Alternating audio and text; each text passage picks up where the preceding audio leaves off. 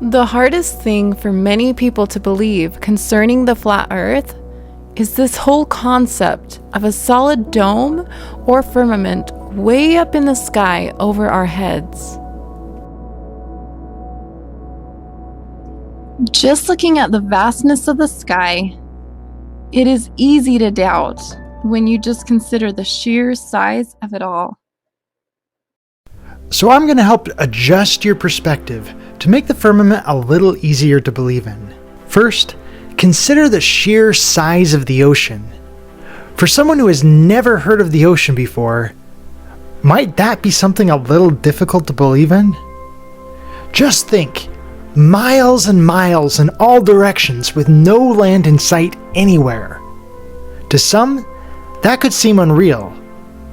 But just because something is big, that doesn't mean it doesn't exist.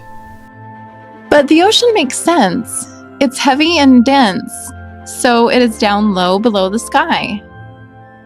But the firmament is hard and solid, yet for some reason you claim it is up there above the sky? If it's really a matter of size and density, which should be harder to believe? A big solid dome that covers the entire Earth? Or an extremely dense and enormous sun that is as big as 1.3 million Earths? Yes, that is the actual claim as to how big the sun is on the globe Earth model. If size and scale is the issue, shouldn't that make the globe Earth sun 1.3 million times more difficult to believe in? Would you rather believe in an enormously massive, Earth-swallowing fireball in the vacuum of space? I definitely see your point there. I think another thing people have an issue with is the shape of the firmament. Many people claim that the shape of the firmament is unnatural. They claim there's no way a shape like that could happen all by itself. Many people have an issue with it because if a firmament were to exist, then it would have to prove the existence of a divine creator. If someone's reason for not believing in the firmament is the existence of a divine creator, that sounds more like a personal issue than it does anything else. There is no rule saying evidence of a divine creator can't exist. Nature doesn't separate the divine from science. Only people do. And that reminds me of another common argument that is out there. The majority of people out there don't believe in a firmament. There is no way so many people could be wrong. That is actually an ad populum argument. It is a fallacious or faulty argument, also known as bandwagon reasoning. Just because a large number of people believe in something, that doesn't make it true. Truth is independent of whether or not people believe in it, even if those people are experts in their field of study. Just because it is a popular opinion among scientists and/or doctors, that doesn't automatically mean they are right. When you judge a claim based on how many people make the claim, that is the bandwagon fallacy. And when you judge a claim based on who said it, such as, a doctor said so, therefore it must be right, that is committing the genetic fallacy. Doctors are not perfect and are capable of being wrong. Then when you say, oh, well, most doctors say so, then that is just combining the two fallacies. That doesn't make it right. Alright, so what evidence is there for the firmament? I know the Bible talks about it. Are people expected to believe in it just because the Bible says so?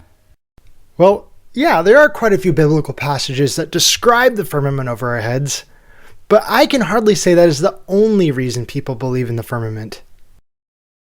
For starters, we live in an atmospheric environment, and without something to keep that atmosphere in, the atmosphere would all just wander off. But that argument is usually used in reference to an outer space vacuum that would easily overpower the weak force of gravity. If the Earth were a globe, it would have to have a container to keep all of that atmosphere in. But let's not get into that. We don't believe in a firmament on a flat Earth because of something that doesn't work on a globe Earth. That one's for free. Anyway, let's look at rockets. A rocket's arch trajectory stands as evidence of the firmament. Evidence is simply defined as a sign or indication of something. And when you just look at the trajectory here, it's easy to say, wow, that looks like they're trying to avoid something. It is just like if a person were to see a whole bunch of cars swerving on a road. If someone were to see that, it would be easy to say that it is evidence that something might be there on the road that they are swerving around.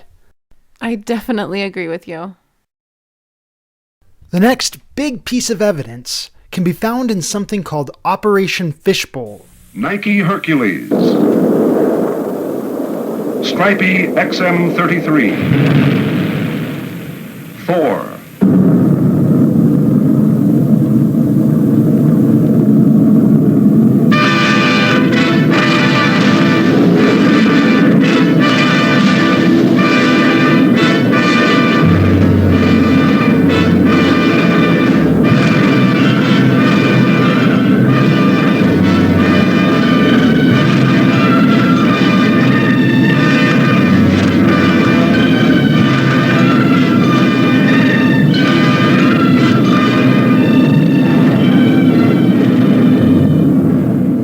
Interesting name, right? For sure. It's pretty fascinating. A name like that is kind of hard to ignore and has raised quite a few eyebrows in the flat earth community. Remember, evidence is simply defined as a sign or indication of something. The name Operation Fishbowl is a very clear sign or indication referring to some kind of solid barrier. If they were simply launching the nukes at nothing, why would they choose that for its name? And if you think the name Fishbowl is peculiar, it goes even farther than that. Operation Fishbowl was part of an even larger operation entitled Operation Dominic. Do you know what the name Dominic means? Check this out. I'm going to take you to, I'll put the screen share back up here. Take you to a one of those name websites. I like using behindthename.com. Look up the name Dominic. And again, let's just double check it here. Dominic, D-O-M-I-N-I-C. Look up Dominic, D-O-M-I-N-I-C. From the late Latin name Dominicus, meaning of the Lord. Fishbowl was part of Operation Dominic. It looks like they are sending high-altitude nuclear bombs to test the fishbowl of the Lord, i.e. the firmament. Oh my gosh, I love it. Yeah, this is definitely one of those things to make you go,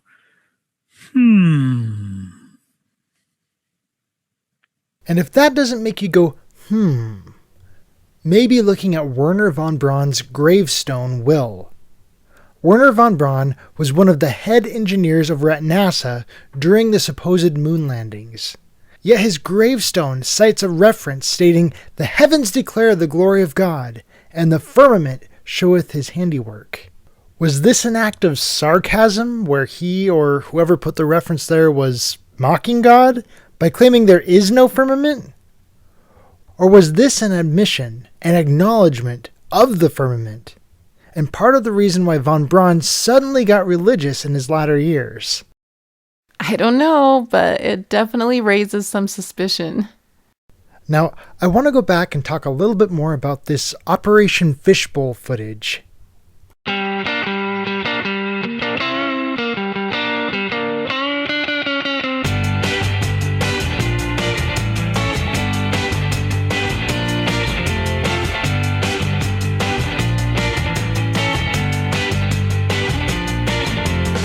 That ring shape really stands out to me.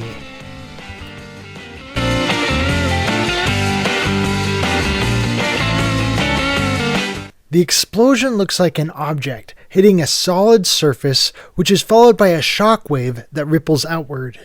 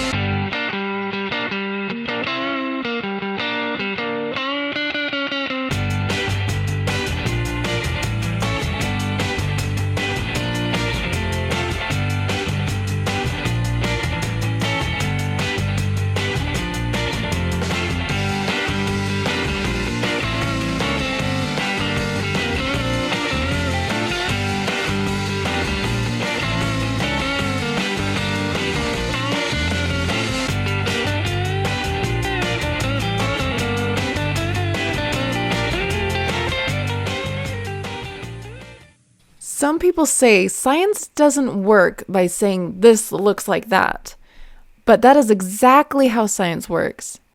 Ever hear of something called taxonomy?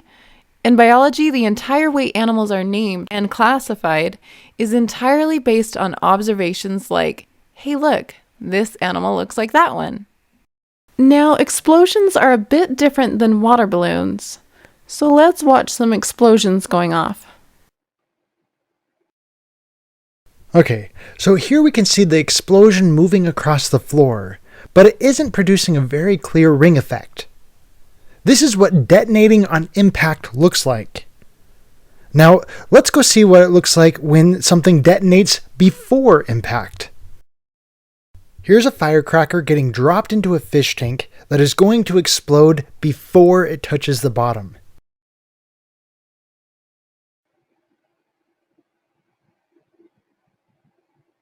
See that ring effect moving across the bottom?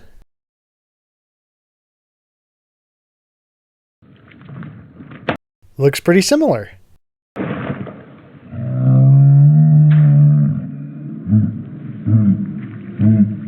Next, I want to point out how not all of the Operation Fishbowl explosions created an observable ring effect. As you can see, this explosion is just creating a big fireball, and then it just dissipates. Okay, so why did only some of the explosions have it and others not? Well, let's go take another look at that explosion taking place in the fish tank. It starts off as a spherical explosion, there's our fireball, and then the force of it goes down and then boom, there's our O-shape. And it turns out that the people who conducted the Operation Fishbowl tests claim each bomb was detonated at a different height. So whether or not there was an O-shape really depended on how far away from the firmament each bomb was when they detonated. One thing I learned back when I was in the Army doing field artillery work was that not every round detonates on impact, but sometimes when they want to try and do more damage over a given area, they have a round explode before impact so that the explosion can reach a larger surface area. Notice how this one detonating on impact doesn't cover as much ground. And here's another one detonating before impact. It makes a big difference. But of course, the firmament is above us, so let's view this upside down.